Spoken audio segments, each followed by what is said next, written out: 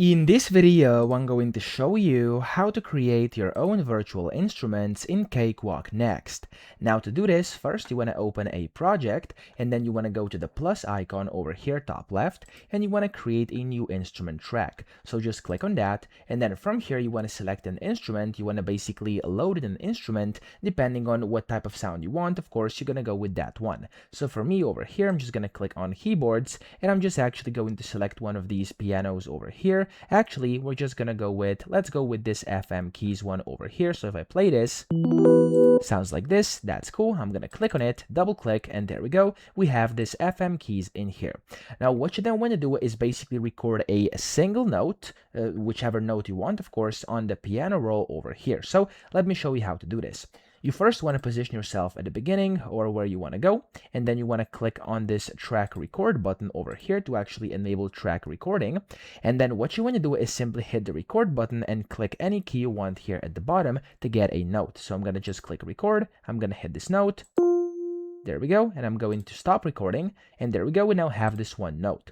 Now what you want to do is now extend this over this entire track. Now to do this, you want to go and double click on it. It's going to open up this piano roll, find your note, click on it, and then extend it to the beginning and then all the way to the end, just like this, okay? Now when you've done this, it's going to look like that, and that's a perfect sign. The next step we're going to take here is going to be to actually bounce this to new tracks. So I'm going to just right click on that specific track, and I'm going to click on bounce to new track over here. Now when you do this, there we go. As you can see, if I now go ahead and basically mute this, I can go and play this one, and it's going to play that exact thing. Okay, so we can hear that's now our instrument. And what we're going to do right now, we're going to basically load this into the X sampler, and we're going to make a new instrument out of this, okay?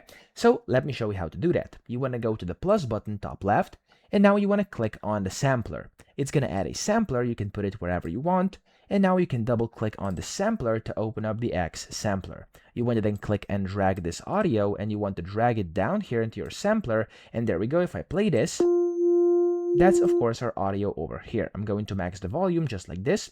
And then from here, you can go and customize it however you want. So for this, you're going to be using effects and of course things like the controls over here. So if I click on the controls, I can go and change this. So once again, remember what this sounds like.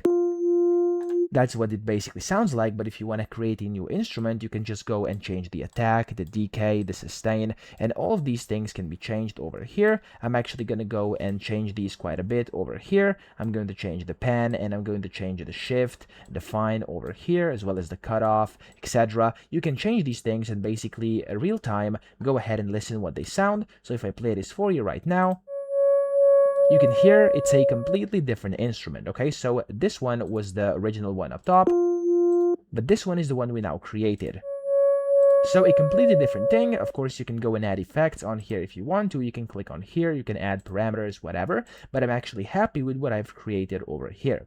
Now, what you can do here, of course, is then just use this wherever you want as your new virtual instrument, because if I go and play any of these things over here, you can, of course, hear that it's actually using the new instrument to actually play whatever I want, just like that, okay?